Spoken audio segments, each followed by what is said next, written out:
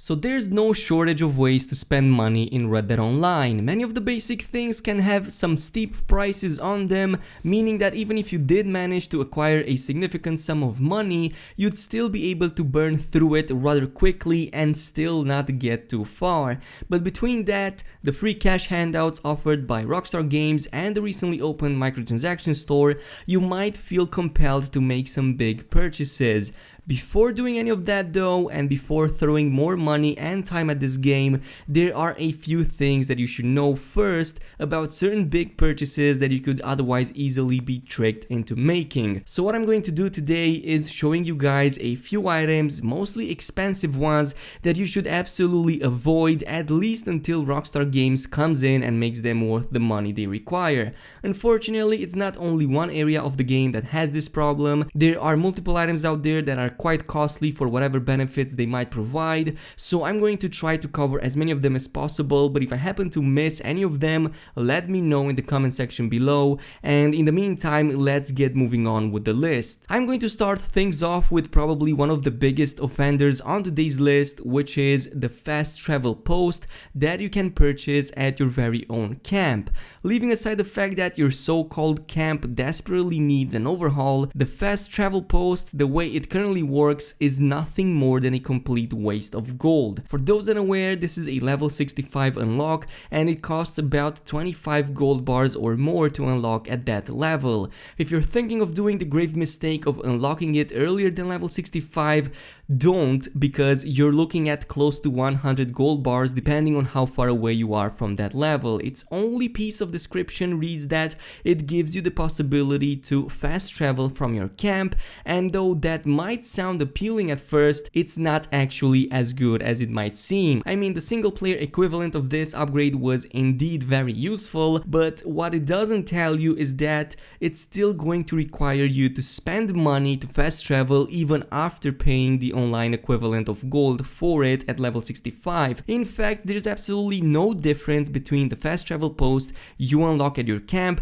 and literally any other similar one you can find in towns, in cities, train stations or outposts and so on. You're still going to have to pay significant amounts of money to afford the fast traveling, making this one of the most useless purchases currently in Red Dead Online. And I'm saying this because you have to keep in mind that your very own camp, for which you pay a daily fee, is never within reach. Always spawns on the opposite side of where you load in the game, and even then it tends to relocate for some odd reason. So honestly, until Rockstar Games comes in and completely overhauls the entire camp system, and especially the fast travel one, I would 100% skip all of the upgrades in it because there's not much to it. Maybe the only exception to this rule would be the tent upgrades, as they appear to give you bonuses to your core regen rate, which kinda sounds useful, though I have yet to test them out in game, so take it with a grain of salt.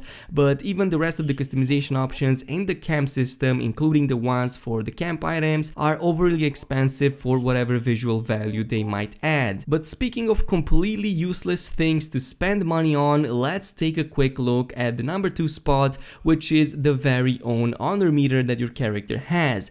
In the single player campaign, this is one of the best features that have been implemented, and Red Dead Redemption 2 was even praised for it in many of its reviews. This simple mechanic would drastically change your playstyle and heavily favor an honorable gameplay. In the online version though, that doesn't actually happen. To add the insult to injury, not only did Rockstar Games completely gutted this mechanic, but they've also introduced an NPC that can quickly change your honor meter on the opposite side of where it currently is. So if you're fully dishonorable, you can pay a small fee of 3 gold bars to some random NPC and all of your sins will now be forgotten. The opposite of course can also work, and you can play dishonorably as long as you pay the price. The problem is that there's absolutely no benefit nor drawback to play at any level of honor currently in Red Dead Online. You're not going to see any difference at all outside of maybe 2 bonus missions,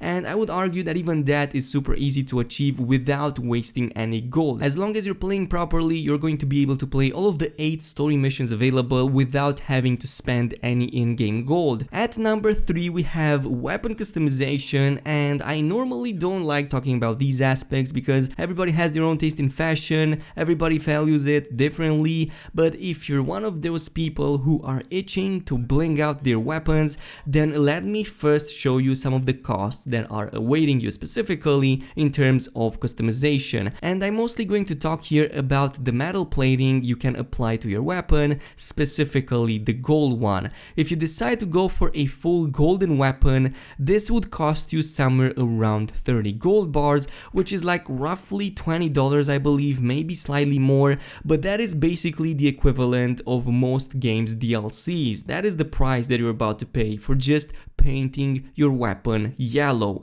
And I'm not saying that the opulence should be cheap, on the contrary, if it's important to you, go ahead and give whatever price you want, but you have to remember that we're still fresh in the beta, there has yet to be any content update, and the prices are already this steep. What happens later down the line, for example 1 year from now, when Rockstar Games starts selling the big money makers? How will the prices then fare compared to how it is right now? Nonetheless, if you're looking to spend money on customization, better use it somewhere else. You're really going to be looking at your weapons anyway, others even less, it's barely even noticeable, and for now it's better to buy the weapon you need and leave it as it is for now until better opportunities to make money or to customize it arrive. At number 4, while technically doesn't cost exclusively gold but rather in-game dollars, we also have certain horse breeds and horse upgrades that in the grand scheme of things don't bring that many benefits for the amounts that you would otherwise be required to spend.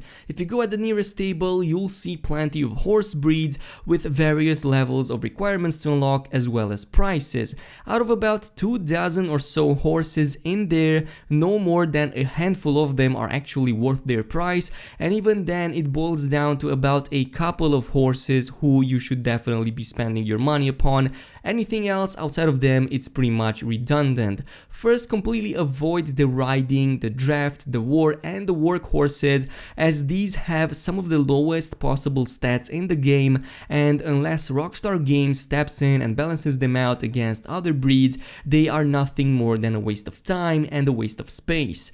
You might argue that some of the war horses have better behaviors as they don't get scared as much as Arabians, for example, but that is very situational, and you would rather adapt and learn how to position yourself better and your horse than spend money to learn this. The top traits you'd want to look at when purchasing a horse mostly boil down to 3, and that is max speed, acceleration, and stamina, sometimes even health a little bit, though not too much. That pretty much leaves us with the race horses, the multi ones, and finally the Arabian sections to deal with. Right off the bat, I will say that you can completely forget about the race horses for general gameplay, and by that I mean the Nakota and the Thoroughbred, which can see much better alternatives to them. Of course, you can get the Thoroughbred for free, and I advise you to go ahead and use it if you did so, if you pre-purchased the Ultimate Edition or the Special Edition of the game. But if you're one of those people who don't have it, don't buy it because there are other better options for you to get. Both of these have very low stamina levels, meaning that you'd have to deal with the frustration of seeing your horse constantly having to stop or go slower because it doesn't have any energy to advance. In an open world gameplay where you have to travel for large distances, huge levels of stamina for your horse are almost a necessity. That leaves us pretty much with the Missouri Foxtrotter in the multi-section, and of course the Turcoman, and finally we also have the Arabians, which in my opinion these 3 are the best horse breeds that you can get currently in the game. And to start things off, between the Missouri Foxtrotter and the Turcoman, the difference mostly lies in the health and the stamina, with the Missouri Foxtrotter having of course higher stamina while the other one has higher HP. Again, the stamina is the more important stat here, and I recommend the Foxtrotter over the Turcoman. As for the Arabians, leaving aside the free one that you get by pre-ordering the game, it boils down to the white and the black one, with the black one obviously being the superior one, but also costing 40 plus gold bars and level 70 to unlock, which means that you'll be spending the price of almost 2 DLCs just to get one damn horse. And in the meantime, the white Arabian costs just $1,000. That is not that hard to achieve in Red Dead Online even currently, and it has pretty much the same stats, the same acceleration, the same top speed, the same behavior, with the only exception being like 10% lesser HP and stamina. extra, and I don't believe that $30 for additional 10% better performance is really a good price to pay. That is just my honest opinion, and if you were to like be as cost efficient as possible, I would rather go for the White Arabian and the Foxtrotter depending which one you want to pick. As for the rest of the upgrades, including the saddles and the stirrups, there's obviously a lot of options you can pick here. There's like a full list, and unfortunately the costs are incremental, which means that every time you unlock a new one, it's going to be even more expensive than the previous one. The best course of action here is to either completely avoid them and only purchase them towards the max level, either to unlock them about halfway through the tiers and then leave it aside until you can reach max level and buy the best one available. Finally, we're also going to take a quick look at the pamphlets, and a lot can be said about this. For the most part, I would avoid buying any pamphlets whatsoever. In every treasure chest that you can find in the game, you have a chance to earn a pamphlet. Any of them from the pool, it doesn't matter if they're strong, if they're weak. That is why I would completely avoid purchasing any of the pamphlets, especially the ammo ones. Most of the things that you want to kill in Red Dead Online don't take more than a regular bullet to do so, and a good weapon. And that kinda concludes today's list of items that you should abstain from purchasing in Red Dead Online. Go ahead and tell me if I missed anything important, and don't forget to also leave a thumbs up on this video and smash that subscribe button. I would appreciate the heck out of you if you did that, and I will see you guys in the next one. So peace.